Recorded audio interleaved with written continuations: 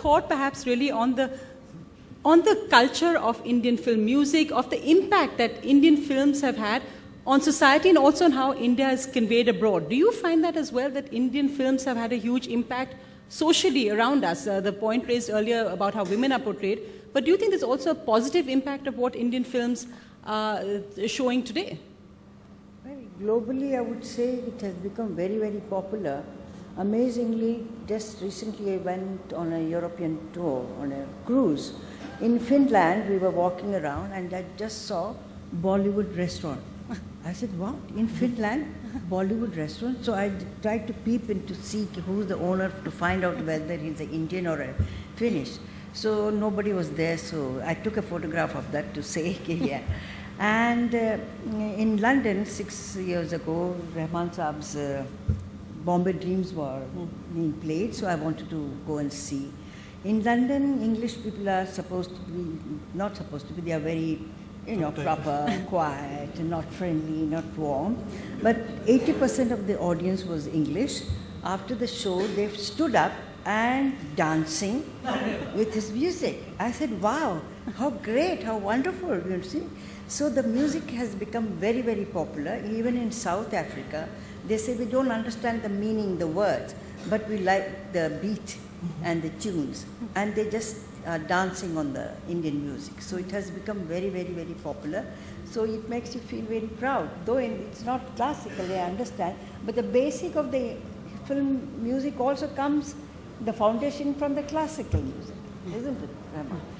Interesting, because of course in Slumdog Millionaire, Jai Ho became an anthem. In fact, even political parties used Jai Ho as an anthem.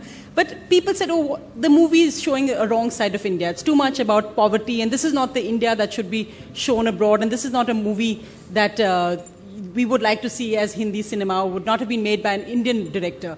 What did you think of that, sir? I think we were too sensitive about it. We also see gangster movies, we see bad movies of America's made. That doesn't mean that America represents that. And it's a movie after all. It's not. It's an inspirational movie, I would say. And at that point of time, America was going through this economic crisis, and for them seeing this movie, they felt connected so much because somebody from an underdog comes and wins this $1 million prize or whatever. And so I would take it at more as. I think more movies come in, and we will lose that, and we'll think about it on the same level. Has Bollywood created a culture of its own? I know you don't like that word, but in a sense, Bollywood, which takes inspiration, in quotes, from a lot of places and makes it peculiarly its own, has that become a parallel culture as well within India? I think that how long will you go on seeing the same, format, unless you're doing classical? And if you term it classical, then you have to consider it to its original form, whether it is dance or music or whatever. But I think we are now catering to a much larger audience. When you make a film in Hindi, it's more universal for the country, and it's more universal for the rest of the world. And they like to see this kind of extravagance. And it reflects in the kind of attention that it garners.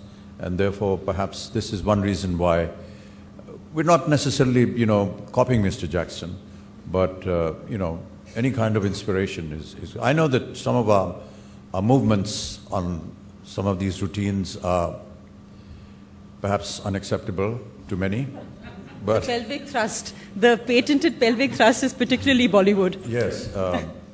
Fortunately, I've gone beyond that stage now, so you cannot accuse me for it.